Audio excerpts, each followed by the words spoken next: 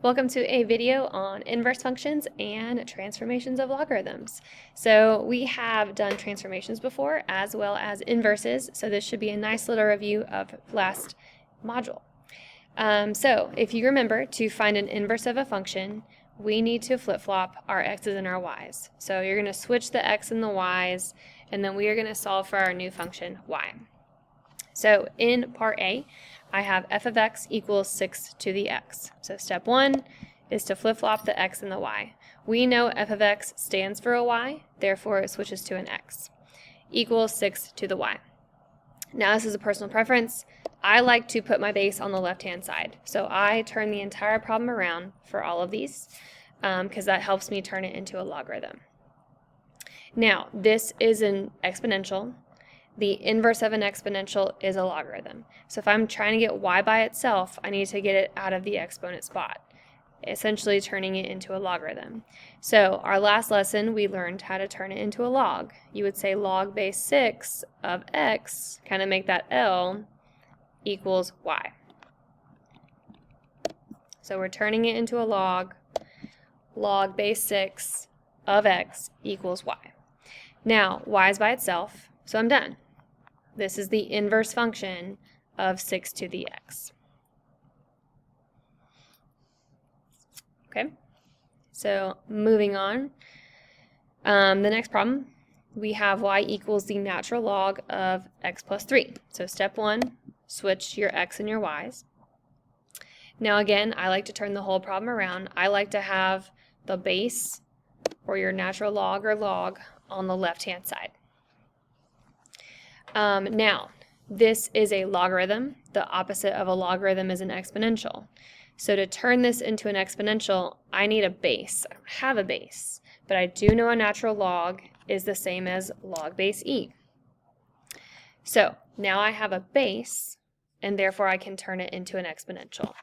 So last class we learned how to do that. Again, if you make an e to help you out, you can have e to the x equals 3y plus, or y plus 3. So again, e to the x equals y plus 3. Now the whole goal is to get y by itself. It's not by itself because there's a plus 3. The inverse of a plus 3 would be subtract 3 on both sides. So then our 3's are going to cancel, leaving me with e to the x minus 3 equals y. And hey, y is by itself, I'm done.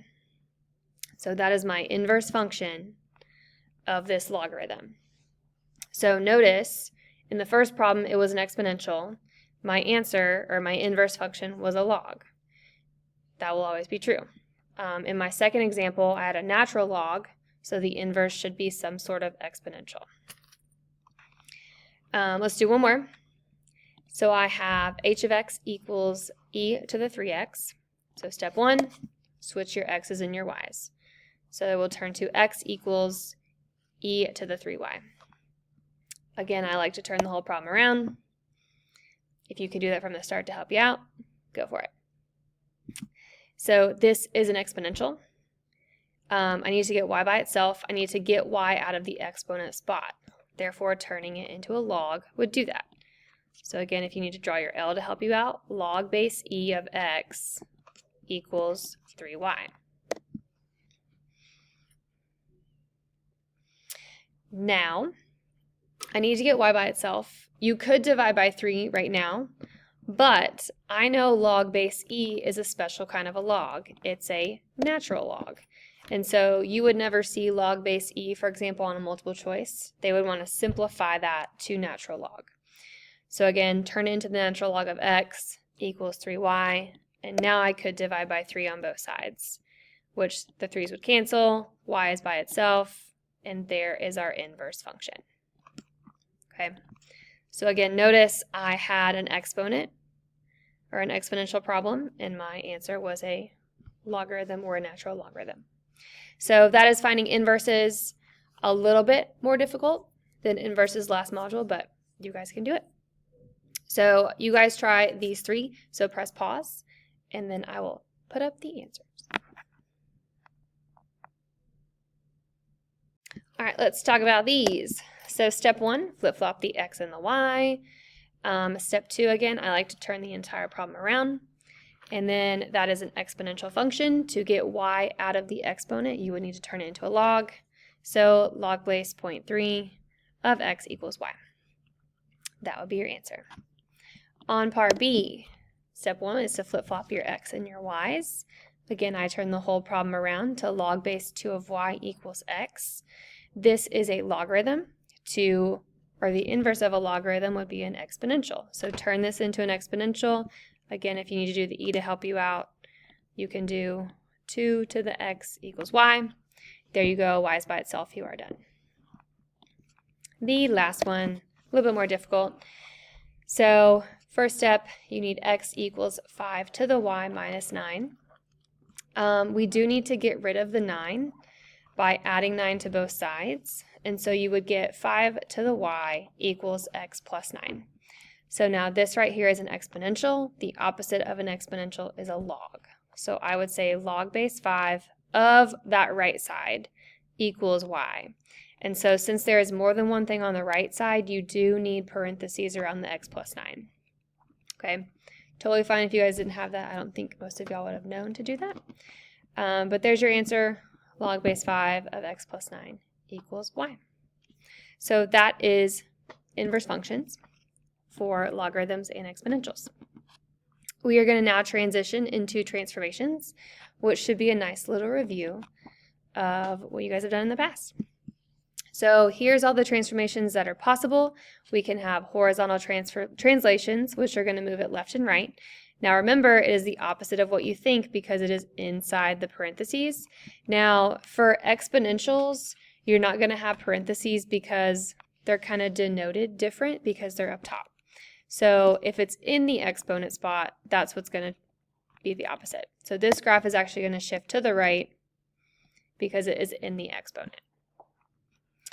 Now this graph would shift to the left because the opposite of a plus 2 would be to the left 2. Now, for example, I'll go ahead and write this. If it's a logarithm, like log base 2, you would see parentheses. So like if it said x minus 3, that does mean it is going to go to the right 3.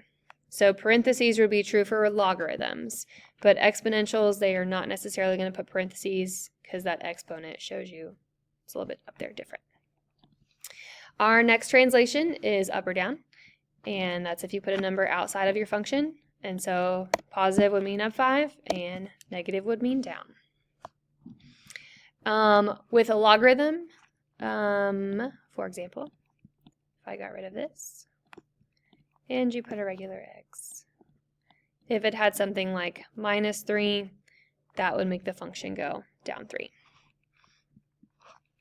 Reflections, you've got two options for reflections. It can be inside the function or outside the function. So outside the function would be something out here, like adding a negative there. Inside the function, you would need parentheses. For example, let me add some parentheses. Bloop. Inside the function, you would see something like that. But let's talk about it. So if it is inside the function, that is going to reflect it over the y-axis. So that would flip it. Nope, that's not the y. Here we go. I'm blurry. Left and right. If you put a negative in the front, that would reflect it over the x-axis. I don't know why this is blurry.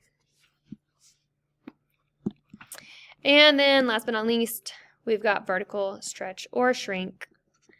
So if your number is bigger than 1, so if the number in front is bigger than 1, that is going to stretch it, make it very tall, make it grow faster. And then if it is less than 1, for example, a fourth or a decimal of some sorts, that would make it shrink, which means get shorter. Another word we learned in the past is compress. So again, those are the 8 different transformations that can happen to any graph. So let's take a look at some exponential and logarithms. So example 1, describe the transformation of f of x equals 1/2 to the x represented by g of x equals 1/2 to the x minus 4. So f of x is your original function. It's a decay graph. It's going down because 1/2 is below 1. I have a new decay graph, but what happened? So if you put a -4 on the outside, that would move it down 4. The main thing that it changes, if you look at this little study tip over here, your asymptote is going to be shifted. And so our normal asymptote was the x-axis, but now it's been shifted down, so our new asymptote is at the line y equals -4. So we'll always kind of shift depending on that value on the outside. Okay. Let's try 2 more examples. So I have 3 to the x, and then I have 3 to the x plus 2. Again, if you put a number outside the function, we know that's going to shift it up. And so you need to look at G and see which graph is above F. And so this graph did not go above, it actually went below. This graph looks like it went up. This graph looks like it went down, so it's definitely not that one. And then this graph also looks like it went up. So it's either between these two. Now it does have to go up 2. So I suggest looking at the y-intercept because that's going to be easier for you to see that it is this graph. It shifted up 2. This one shifted up maybe 4. 1, 2, 3, 4. Yeah. So it would not be that graph. On this next problem, we've got 1/4 x. So I'm looking at a decay example. If you put a -2 in the exponent, that is going to be the opposite of what you think. You would think this goes to the left 2, but it's actually going to go to the right 2. So you're looking for a graph that's shifted to the right. So if you look at this y-intercept, that did go to the right, but it looks like just 1. This graph went to the left, so it's not that. That graph also went down, so it's not that. But here we go. We've got a y-intercept shifting to the right 2. And so here is our graph. It shifted to the right 2. Okay. Now again, transformations would be on the non-calculator part of your test. If you do have a calculator, you can obviously graph it and see the transformation. So you guys try these last examples on your own.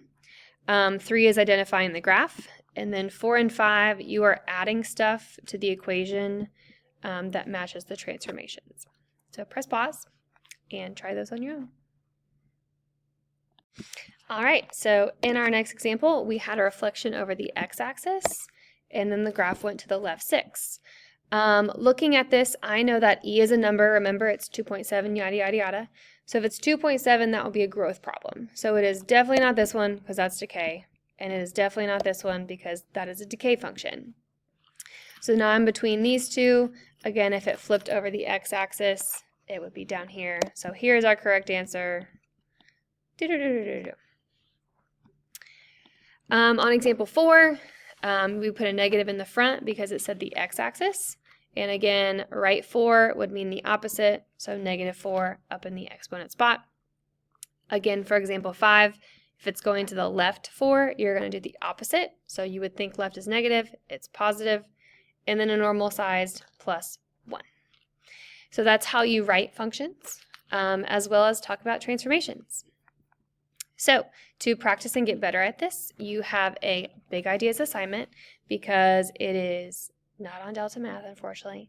So it's 15 questions, and it's mainly multiple choice and drag and drop, but there are some, for example, on the inverse functions, it's fill in the blank. But you have 3 check answers per question. So go ahead and get started on that Big Ideas online textbook. Also, you are now free to take your 6-question open note quiz on pair assessment. It is mainly multiple choice.